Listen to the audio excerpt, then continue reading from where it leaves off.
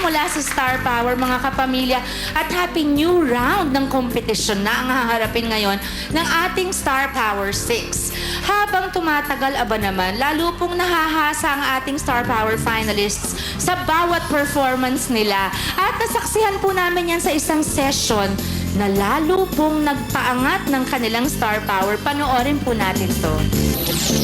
Ang kailangan ng isang singer, di ba, magandang boses. Pero ang talagang kailangan ka-partner ay yung tamang emosyon na babagay sa kinakanta. Para ituro sa inyo yan. Narito ngayon, isang multi-platinum na recording artist, multi-awarded Best Actress, the one and only, the Divine Diva, Mijaja Padilla! Ikaw yung siguro one of the very best na pwedeng mag-tip sa kanila, magturo talaga sa kanila ng tamang pag-interpret ng kanta. Oo nga, yun ang pag-uusapan natin ngayon. Tamang interpretasyon ng isang kanta. Yung sad na nangyari sa buhay mo, Oo, dapat totoo. gamitin mo yan. Lahat ng malungkot sa buhay namin, na sa totoong buhay na daanan namin, ginagamit namin sa pag-arte yan at sa pagkanta. Si Crisel, tawagin natin. Kasi sa lahat po ng kanta, naniniwala po kasi ako as a performer, hindi lang dapat porque magaling ka kumanta, kaya mo ng lahat. Pag inisip, nararamdaman. Sa magiging singer po dapat, hindi lang sa pagpilit, dapat mo rin i-feel yung kanta. Ano ba, get her? As long as siguro po ay ginagamit mo yung puso mo, yun po yung pinakamalaga, kahit sa tunado ka. Very good. Very good, Nina. Alright. Oo, totoo yan. Masakit man kahit may nangyaring masama, the show must go on. Ang gusto lang ng audience mo marinig ka kumanta. Ngayon, yung exercise na gagawin natin, kailangan mag-internalize kayo. Okay. You will not be able to kiss Christmas Day. Is it worth it? We learned a lot about yung emotions kasi kailangan deliver yung song so lahat yung tao will feel it, pero you have to save the emotion.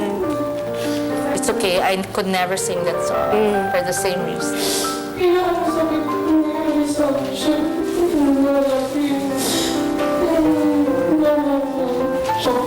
Meron ka bang gustong sabihin na nangihinayang ka ngayon, hindi mo nasabi?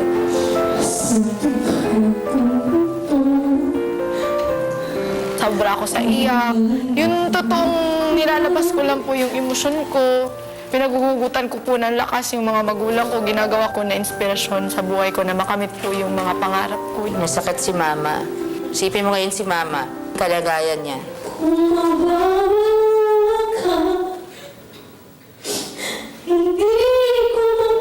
Marami po kasi akong pinagugutan talaga ng unang-una yung nanay ko, tsaka po yung mga tao na nagsasabi na hindi na makakaabot hanggang sa huli. Sobrang impressed ako sa inyong lahat.